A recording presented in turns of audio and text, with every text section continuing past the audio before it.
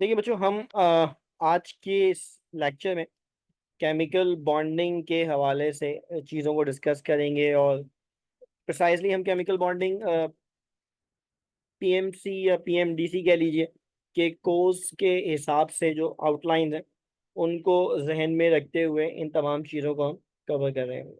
ठीक है ना। सबसे पहले हम ये बात करें, केमिकल बॉन्डिंग बॉन्डिंग का मतलब है दो या दो से ज्यादा चीज़ों का आपस में जुड़ना। ठीक है ना। आपस में कॉम्बिनेशन का नाम होता है बॉन्डिंग। केमिकल बॉन्डिंग की अगर हम बात करें तो केमिकल बॉन्डिंग के अंदर हमारे पास, अगर हम बॉन्ड की बात करें तो बच्चों देखो, हमारे पास दो तरह के बॉन्ड होते हैं, फिजिकल और केमिकल बॉन्ड। फिजिकल बॉन्ड से मुराद होती है, आप समझें, हम अगर बात करें बॉन्डिंग को डिस्क्राइब करें तो बॉन्डिंग को हम मानो दो हिस्सों में तोड़ लेंगे। अगर हम बात करते हैं बॉन्ड की तो हम मानो बॉन्ड को दो हिस्सों में तोड़ लेंगे। एक जिसे हम कहेंगे फिजिकल बॉन्ड, है ना, और एक जिसे हम कहेंगे केमिकल बॉन्ड। हमारा दरअसल डिस्कशन है केमिकल बॉन्ड का, लेकिन थोड़ा सा फिजिकल बॉन्डिंग के बारे में बात करें। फिजिकल बॉन्डिंग को हम इस तरह भी कहते हैं कि ये हमारे पास दरअसल होती है सेकेंडरी बॉन्डिंग। ठीक है ना। और केमिकल बॉन्डिंग हम कहते हैं ये होती है हमारे पास प्राइमरी बॉन्डिंग। ठीक। अच्छा, क्या मतलब है सेकेंडरी बॉन्डिंग और प्राइमरी बॉन्डिंग का? ठीक है ना। तो फिजिकल बॉन्डिंग से मुराद आप समझ लीजिए कि ये जो फिजिकल बॉन्डिंग है हमारे पास, ये दरअसल इंटरमोलिकुलर फोर्स बेस्ड होती है। यानी जब मॉलिक्यूल बन जाएं तो मॉलिक्यूल आपस में इंटरेक्ट करते हैं, एक दूसरे के करीब आते हैं या दूर जाते हैं। उसके नतीजे में, यानी जब हम बात कर रहे हैं मॉलिक्यूल्स बन गए और मॉलिक्यूल एक दूसरे के करीब आ रहे हैं to determine the physical states of the matter. ठीक है। तो वो जो फोर्सेस मॉलिक्यूल्स को जोड़ रही हैं, इंटरमॉलिक्यूलर फोर्सेस, उनको दरअसल हम फिजिकल बॉन्डिंग के अंदर काउंट कर रहे होते हैं। ठीक है।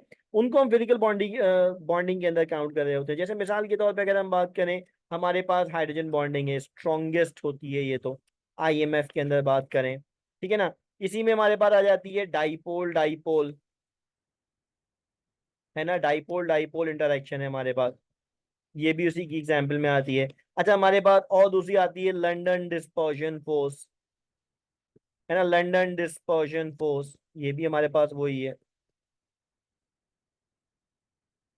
ठीक है ना, ये भी हमारे पास वही है, इसी इसी कैटेगरी के अंदर आ जाती है। और दूसरी भी आइन डायपोल फोर्स या आइन डिस्पर्जन फोर्स, वो भी सारी है, लेकिन आती इसी के अंदर है। हमारा जो डिस्कशन है वो है प्राइमरी बॉन्डिंग, हमारा जो डिस्कशन है वो है केमिकल बॉन्डिंग। केमिकल बॉन्डिंग क्या होती है? तो केमिकल बॉन्डिंग के अंदर बच्चों क्या होगा, दो एटम या दो से ज्यादा एटम आपस में इस तरह इंटरेक्ट कर रहे होंगे, तो नहीं एटम मॉलिक्यूल भी हो सकते हैं, वो इस तरह इंटरेक्ट कर रहे होंगे कि इनके इंटरेक्शन में दरअसल electronic configuration of the combining species के बैलेंस शेल इलेक्ट्रॉनिक कॉन्फ़िगरेशन में चेंज आ रहा होगा। केमिकल बॉन्डिंग में हमारे पास कंबाइन होने वाली चीजों की जो वैलेंस शेल इलेक्ट्रॉनिक कॉन्फ़िगरेशन है ना, उसमें चेंज आता है, और एज अ रिजल्ट उनकी एनर्जी में चेंज आता है। ठीक है ना, एज अ रिजल्ट उनकी एनर्जी में चेंज आता है। यानी जब वो आपस में इंटरेक्ट करते हैं तो उनके इंटरेक्शन से दरअसल दो बेसिक चेंजेस डेवलप होते हैं। नंबर वन, उनका वैलेंस शेल पहले की निस्बत ज्यादा बेहतर हो रहा होता है, मानो कंप्लीट हो रहा होता है वैलेंस शेल। और दूसरा ये कि इन टर्म्स ऑफ एनर्जी वो लो एनर्जी स्टेट, यानी more stable, more comfortable condition के अंदर जा रहे होते हैं। ये है हमारे पास दरअसल केमिकल बॉन्डिंग। केमिकल बॉन्डिंग में हमारे पास कंबाइन होने वाली चीजों की वैलेंशियल इलेक्ट्रॉनिक कॉन्फ़िगरेशन बेहतर हो रही होती है और उनकी एनर्जी कम हो रही होती है। तो ये दो बेसिक कॉन्सेप्ट है जो केमिकल बॉन्डिंग के लिए हमारे पास लाई करते हैं। ये दो कॉन्सेप्ट जो मैंने यहाँ पे इसको डिस्क्राइब दिए, एक तो एनर्जी कॉन्सेप्ट है और दूसरा हमारे पास ऑक्टेट रूल कॉन्सेप्ट है, यानी इलेक्ट्रॉनिक कॉन्फ़िगरेशन या तो बेहतर हो रही होगी, नंबर वन। नंबर टू क्या है कि इनके दरमियान रिपल्सिव फोर्सेस ओवरकम हो रही होंगी by the attractive forces. Attractive forces दरअसल क्या कर रही होंगी, रिपल्सिव फोर्सेस को ओवरकम कर रही होंगी, जिसका नतीजा ये बनेगा कि वो अपनी लो एनर्जी स्टेट पे चले जाएंगे पहले की निस्बत। ठीक है। ये हमारे पास इसका बेसिक आइडिया है जो हम एक केमिकल बॉन्डिंग के लिए डिस्कस कर रहे हैं। बात समझ में आई?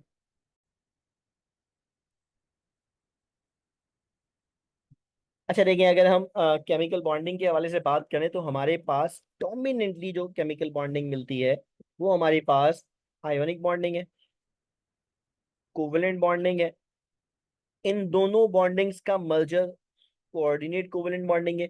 और एक बड़ी यूनिक सी बॉन्डिंग है जो हमें सिर्फ मेटल के अंदर नजर आती है, मेटल के एटम आपस में कंबाइन हो रहे होते हैं, दैट्स कॉल्ड मेटालिक बॉन्डिंग। ठीक है, तो ये डोमिनेंटली हमारे पास चार तरह की, लेकिन अगर मैं बात करूं तो हमारे पास तीन तरह की डोमिनेंट बॉन्डिंग हमें नजर आ रही होती हैं। ठीक है ना, केमिकल बॉन्डिंग अगर हम देखें तो हमें तीन तरह की प्राइमरली बॉन्डिंग्स नजर आ रही होती हैं। ठीक है, अब इन बॉन्डिंग में क्या क्या फीचर्स होते हैं, हम इनको जरा एक एक करके डिस्कस करेंगे, जो कि हमारा बहुत अहम टॉपिक है। ठीक है बच्चों, हमारे पास सबसे पहला टॉपिक जिसे हम डिस्कस करने वाले हैं बॉन्डिंग के अंदर, that's ionic bonding. Ionic bonding electrostatic bonding भी है। आयोनिक बॉन्डिंग जो ऑपोजिट चार्ज आयन की कॉम्बिनेशन के नतीजे में बनती है।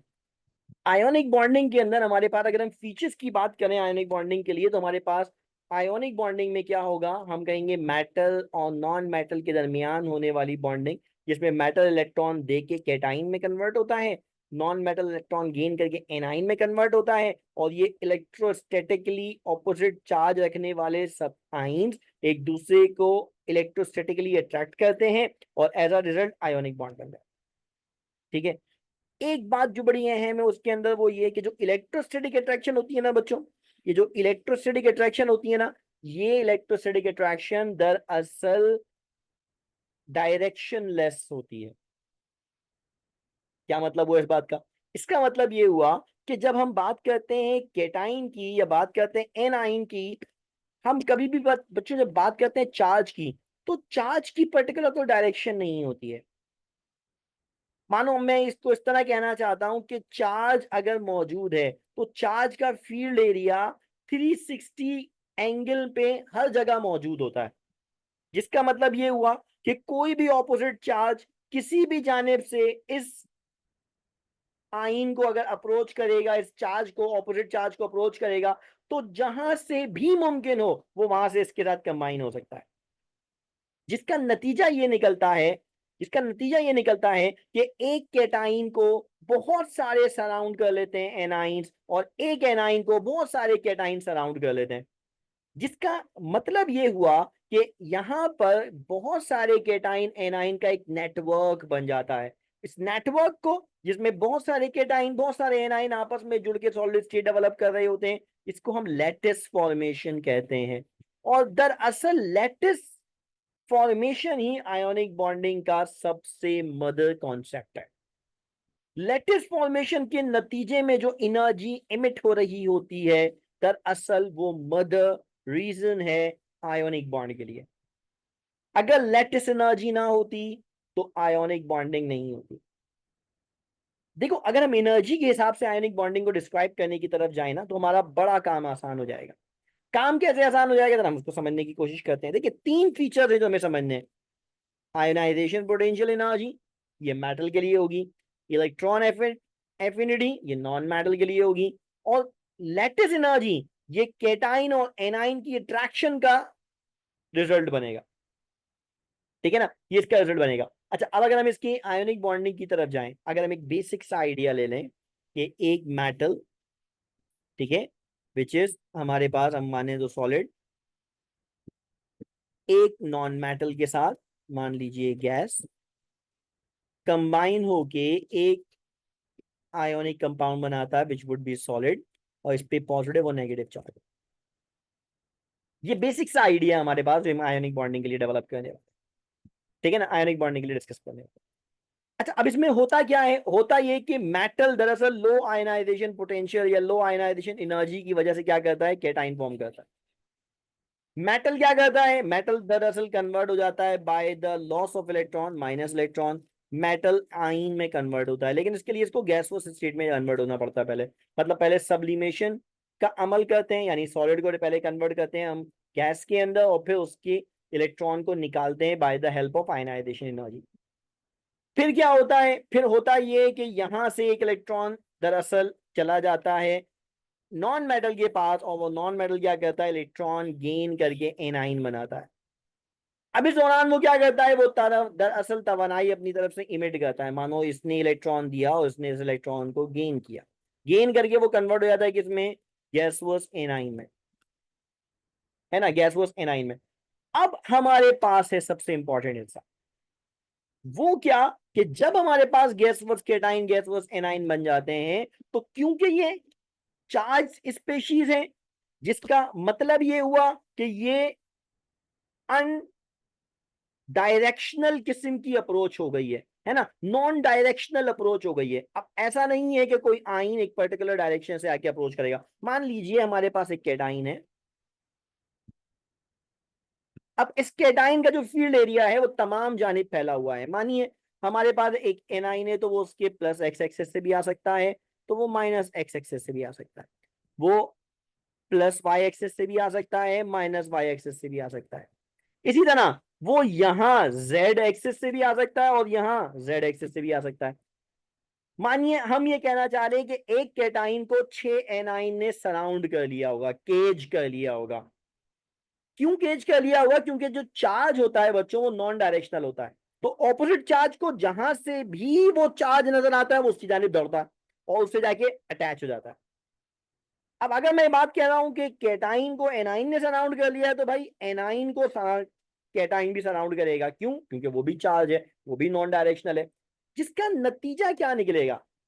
इसका नतीजा क्या निकलेगा? इसका नतीजा ये निकलेगा कि हमारे पास एक ऐसा लामुतनाही, एक ऐसा ना खत्म होने वाला एक सिस्टम डेवलप हो जाएगा, जिसमें बहुत सारे केटाइन, बहुत सारे एनाइन आपस में जुड़ते चले जाएंगे और इनको कोई रोकने वाला नहीं होगा। तो एक ये infinite arrangement of the charge particles आ जाएगी, ऑपोजिट चार्ज पार्टिकल आ जाएगी, जो कि एक्सटेंड होती रहेगी, बढ़ती रहेगी, और ये इतनी इनफाइनाइट स्टेट में चले जाएंगे और इतने ज्यादा अट्रैक्टेड स्टेट में चले जाएंगे कि ये दरअसल अपने आप को कन्वर्ट कर लेंगे एक सॉलिड स्टेट के अंदर। क्या मतलब हुआ? मतलब ये हुआ कि गैसोस केटाइन गैसोस एनाइन आपस में मिले और मिलने के नतीजे में इन्होंने ये गैसोस कैटाइन गैसोस एनाइन दरअसल एक सॉलिड कंपाउंड में कन्वर्ट हो गया।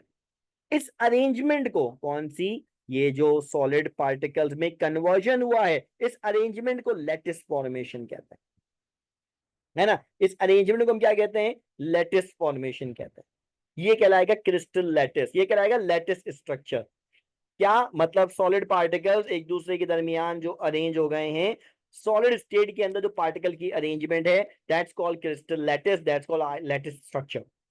ठीक है ना। और ये क्या होती है? ये इनफाइनाइट होती है और ये 3 डायमेंशनल अरेंजमेंट होती है।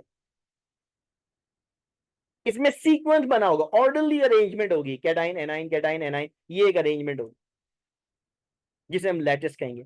और ये जो लैटिस फॉर्मेशन है, ये दरअसल इनफाइनाइट, मान लीजिए maximum attraction of the opposite charge आइन है।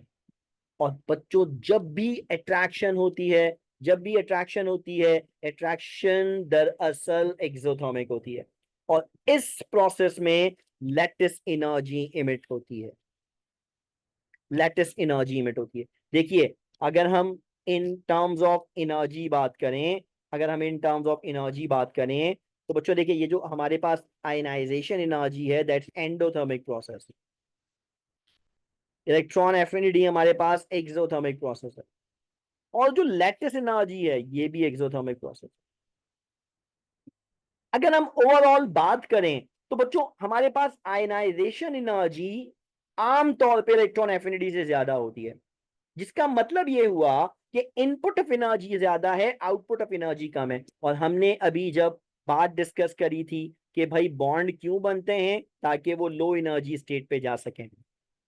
अब अगर लो एनर्जी स्टेट पे जा सकें, तो देखिए फर्स्ट स्टेप है आयनाइजेशन एनर्जी, एंडोथर्मिक। और मैं कह रहा हूं कि आईपी की वैल्यू आमतौर पे ईए से ज्यादा होती है, जिसका मतलब ये बना जिसका मतलब ये बना कि ये प्रोसेस ओवरऑल एंडो हो रहा है।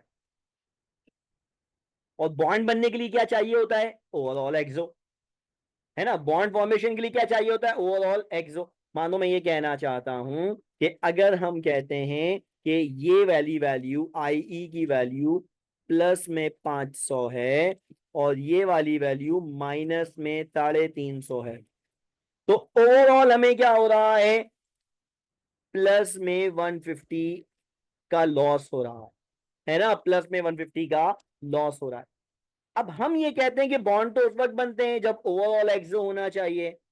अब यहां तो ओवरऑल एक्सो नहीं हो रहा, यहां तो एंड हो रहा है ना। इस दरअसल लॉस ऑफ एनर्जी जो बाहर हमें नजर आ रहा है, इसे कंपनसेट करने के लिए क्या होता है बच्चों, लेटिस एनर्जी आती है। और लेटिस एनर्जी का जो मैग्नीट्यूड है ना, जो लेटिस एनर्जी का मैग्नीट्यूड है, एक तो एक्सोथर्मिक है ना, क्योंकि अट्रैक्शन है, इनफाइनाइट अट्रैक्शन है, और क्योंकि इनफाइनाइट अट्रैक्शन है लिहाजा इसका मैग्नीट्यूड भी ज्यादा होता है। कंसिडर कर लेते 550 750 है ना। तो अब क्या हुआ, ओवरऑल इंपैक्ट क्या आया, आईपी और ईए से तो हमें नजर आ रहा था ओवरऑल एंडो है, लेकिन एक्सोथर्मिक लैटिस एनर्जी ने क्या कर दिया, इस पूरे पार्ट को सेट असाइड कर दिया। जो एंडो नजर आ रहा था वो अब ओवरऑल क्या हो गया हमारे पास, एक्सो हो जाएगा, है ना। अब अगर हम बात करें तो प्लस 150 माइनस 750, तो ओवरऑल क्या हो जाएगा, माइनस में 600, विच इज एक्सोथर्मिक। यानी आयोनिक बॉन्ड हमारे पास इसलिए बनता है क्योंकि वो लैटिस फॉर्मेशन या लैटिस एनर्जी क्या करती है, वो आईपी और ईए में जो एनर्जी लॉस हो रहा होता है उसको कंपनसेट कर लेती है ना। आयोनिक बॉन्ड का हमारे पास दरअसल जो स्टेप है, अगर हम बात करें, है ना, अगर हम बात करें तो बच्चों देखो हमारे पास स्टेप 1 क्या है, एंडो। स्टेप 2 क्या है, एक्सो। और स्टेप 3 क्या है, एक्सो। आयोनिक बॉन्ड सिर्फ कब बनेगा, अगर स्टेप 2 और स्टेप 3 की एनर्जी, मान लीजिए ये है बी और ये एनर्जी क्या है ए, अगर बी की वैल्यू ए से ज्यादा है तो आयोनिक बॉन्ड बनेगा, तो आयोनिक बॉन्ड बनेगा। अगर बी का answer sum of the energies of step 2 and step 3 is greater than the energy of step 1 which is ionization energy, तो आयोनिक बॉन्ड बनेगा, अदरवाइज आयोनिक बॉन्ड नहीं बनेगा, है ना, अदरवाइज आयोनिक बॉन्ड नहीं बनेगा। बच्चों ये वाली बात समझ में आई।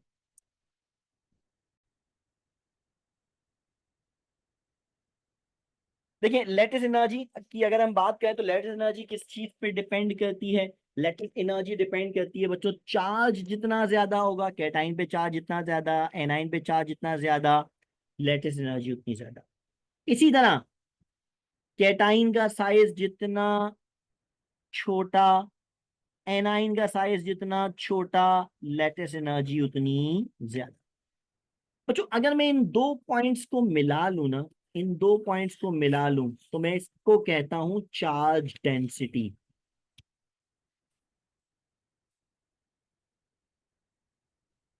That's charge density. Charge density lattice energy पे डायरेक्टली प्रोपोर्शनल। चार्ज जितना ज्यादा होगा, साइज जितना कम होगा, चार्ज डेंसिटी ज्यादा होगी। चार्ज डेंसिटी ज्यादा होगी, लैटिस एनर्जी भी ज्यादा होगी। ठीक है, बात समझ में आई ये वाली। लैटिस एनर्जी को अगर मैं आम से अंदाज में समझाने की बात करूं, लैटिस एनर्जी क्या है, लैटिस एनर्जी दरअसल सॉलिड आयोनिक कंपाउंड बनाने वाली तवानाई है। लैटिस एनर्जी क्या है, वो तवानाई है जो आइंस को जोड़ के सॉलिड कंपाउंड्स बनाती है।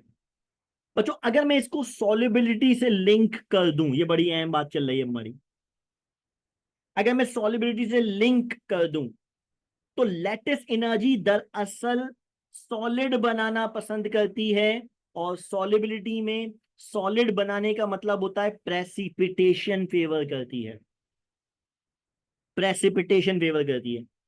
ऐसे आयोनिक कंपाउंड्स जिनकी लैटिस एनर्जी बहुत ज्यादा होती है, ठीक है, बहुत ज्यादा होती है, और वो किसी सूरत कंपनसेट नहीं की जाती, तो बच्चों ऐसे सॉल्ट्स की सॉलिबिलिटी कम होती है ना, सॉलिबिलिटी कम होती है। सॉलिबिलिटी को भी हम एक और फैक्टर से भी डिस्कस करेंगे, लेकिन लेटिस एनर्जी उधर इस बात से ध्यान में रखो, लेटिस एनर्जी दरअसल वो तवानाई है जो सॉलिड बनाना पसंद करती है। ठीक है, ये हमारे पास का बेसिक आइडिया। इसी में अगर हम चले जाएं प्रॉपर्टीज के हवाले से, तो हम जानते हैं आयोनिक कंपाउंड क्या होते हैं, क्रिस्टल स्ट्रक्चर बनाते हैं, सॉलिड स्ट्रक्चर बनाते हैं। क्यों बनाते हैं? क्योंकि इसमें लैटिस फॉर्मेशन होती है। इसमें होता क्या है? होता यह है कि जो केटाइन है, मानो सोडियम आइन, वो एन आइन मानो क्लोराइड आइन से सराउंड हो जाते हैं। और कैसे? मानो एक केटाइन 6 क्लोराइड आइन से इलेक्ट्रोस्टैटिकली सराउंड हो जाता है। और ये काम वाइस वर्सा भी है, मतलब ऐसा नहीं है कि सिर्फ कैटाइन ही सराउंडेड बाय द एनाइन है, बल्कि anion is also surrounded by the cations, जिसकी वजह से वो सिस्टम रुकता नहीं है। अच्छा, इन कंपाउंड के जो मेल्टिंग पॉइंट बॉइलिंग पॉइंट होता है बच्चों, वो क्या होगा? दायरे हाई होगा मेल्टिंग पॉइंट और बॉइलिंग पॉइंट। वजह क्या है? Infinite attractive forces. बच्चों, चार्ज की अट्रैक्टिव फोर्सेस बहुत पावरफुल होती हैं। चार्ज अगर पार्शियल नेगेटिव पार्शियल पॉजिटिव हो तो इलेक्ट्रोस्टैटिक फोर्सेस वीक होती हैं। लेकिन अगर charge complete positive complete negative हो तो ये इलेक्ट्रोस्टैटिक फोर्सेस बहुत ज्यादा पावरफुल होती हैं। और पावरफुल होने की वजह से ये दरअसल बहुत मुश्किल से मेल्ट की जाती हैं, है ना। ऐसे कंपाउंड को मुश्किल से मेल्ट किया जाता है। अब हमारे पास इसके बहुत अहम फीचर है, विच इज सॉलिबिलिटी। सॉलिबिलिटी की बात करें तो सॉलिबिलिटी लैटिस एनर्जी और हाइड्रेशन एनर्जी, इन दोनों पे डिस्कस की जाती है। लैटिस एनर्जी क्या है? अभी मैंने थोड़ी देर पहले बताया। लैटिस एनर्जी से मुराद है वो तवानाई जो आयोनिक सब्सटेंसेस को जोड़ के सॉलिड सब्सटेंस बनाने की तरफ जाती है। बच्चों, हाइड्रेशन एनर्जी क्या है?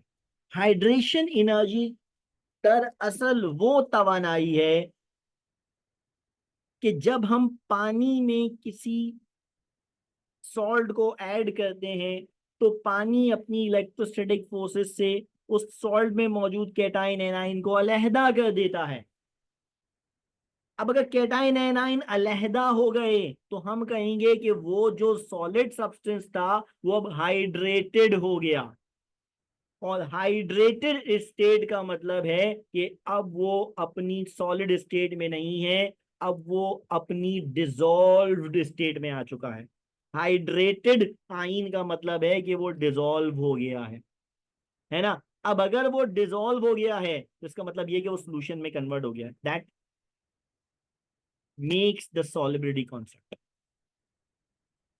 अब अगर हम बात कर रहे हैं हाइड्रेशन एनर्जी और लैटिस एनर्जी की, तो सॉलिबिलिटी इन दोनों पे बेस कर रही है। बच्चों, ऐसे कंपाउंड जिनमें लैटिस एनर्जी और हाइड्रेशन एनर्जी में lattice energy greater than the hydration energy होती है। लैटिस एनर्जी कौन सी है? आइंस को जोड़ने वाली तवानाई, प्रेसिपिटेट बनाने वाली तवानाई भी कह सकते हो तुम इसे। हाइड्रेशन एनर्जी क्या है?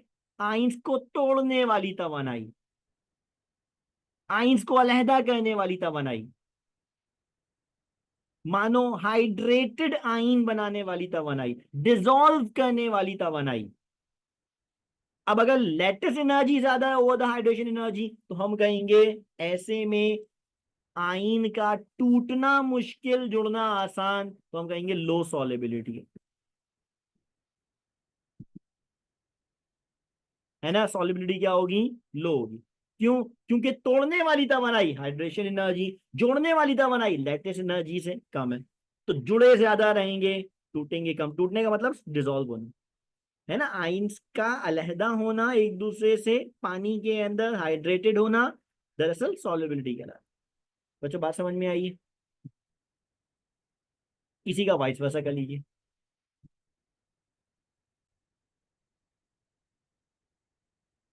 अच्छा, देखिए इसी के अंदर अगर हम इलेक्ट्रिकल कंडक्टिविटी की बात करें तो आयोनिक कंपाउंड सॉलिड स्टेट के अंदर तो इलेक्ट्रिकल कंडक्टिंग कंडक्टेंस नहीं कर सकते। क्यों? इलेक्ट्रिकल कंडक्टेंस के लिए जरूरी है फ्लो ऑफ द चार्ज, है ना। फ्लो ऑफ द चार्ज दरअसल इलेक्ट्रिकल कंडक्टेंस प्रोड्यूस करता है। सॉलिड स्टेट के अंदर कैटायन एनायन इतना टाइटली अट्रैक्टेड होते हैं कि उनमें आइंस का मूव करना, फ्लो करना मुमकिन ही नहीं होता, लिहाजा ये इलेक्ट्रिकल कंडक्टेंस शो नहीं करता। सॉलिड स्टेट में इलेक्ट्रिकल कंडक्टेंस मुमकिन नहीं है। क्यों? क्योंकि यहाँ पे फ्री आइंस अवेलेबल नहीं है, ठीक है ना। लेकिन हाँ, मोल्टन स्टेट के अंदर, मोल्टन स्टेट के अंदर या एक्वस सॉल्यूशन के अंदर ये इलेक्ट्रिकल कंडक्टेंस शो कर सकते हैं। क्यों? मोल्टन स्टेट में कैटाइन एनाइन के दरमियान जो अट्रैक्टिव फोर्सेस होती है वो समहाउ वीकेस्ट स्टेट में चली जाती है ना। मोल्टन स्टेट में कैटाइन एनाइन की जो अट्रैक्शन है वो वीकेस्ट स्टेट में चली जाती है, जिसका नतीजा क्या निकलता है? इसका नतीजा क्या निकलता है? इसका नतीजा ये निकलता है कि कैटाइन को एनाइन जब बहुत वीकली अट्रैक्ट करेगा तो ऐसे में cation more attracted towards the cathode होगा। कैथोड तो ड्रैग कर रहा है कैटाइन को, लेकिन अगर कैटाइन अपने ही सराउंडेड आइन से इतना टाइटली अट्रैक्ट होगा तो वो कैथोड की अट्रैक्टिव फोर्स से अट्रैक्ट नहीं हो पाएगा। लेकिन जब हम उसे मेल्ट करते हैं तो ऐसे में कैटाइन और एनाइन के दरमियान की अट्रैक्टिव फोर्स वीकन हो जाती हैं। अब कैथोड का जो पुल है वो एनाइन के पुल से ज्यादा डोमिनेट करता है। एज अ रिजल्ट अब कैटाइन एनाइन की जगह छोड़कर कैथोड की जानिब ट्रेवल करता है। Same for the anode and anion. As a result cation अपने रिस्पेक्टिव इलेक्ट्रोड कैथोड के पास, एनाइन अपने रिस्पेक्टिव इलेक्ट्रोड एनोड के पास जाते हैं, इलेक्ट्रॉन गेन और लूज करते हैं। As a result electrical conductance होती है। ठीक है बच्चों, समझ में आई बात? आयोनिक बॉन्डिंग का फीचर समझ में आया? आयोनिक बॉन्डिंग में सबसे इंपॉर्टेंट स्टेप क्या है हमारे पास? तो हम कहेंगे लैटिस फॉर्मेशन। पहला स्टेप क्या है? कैटाइन बनाना, वो एंडोथर्मिक। दूसरा स्टेप क्या है? एनाइन बनाना, वो क्या है हमारे पास? एक्सोथर्मिक। लेकिन इस कैटाइन और एनाइन बनने के दौरान समहाउ एनर्जी गेन होती है। इस गेन ऑफ एनर्जी को कंपनसेट करने के लिए लैटिस एनर्जी पार्ट प्ले करती है। लैटिस एनर्जी जितनी ज्यादा होगी उतना आसानी से हमारे पास आयोनिक बॉन्ड बन जाएगा। ठीक है, क्लियर होगा पॉइंट?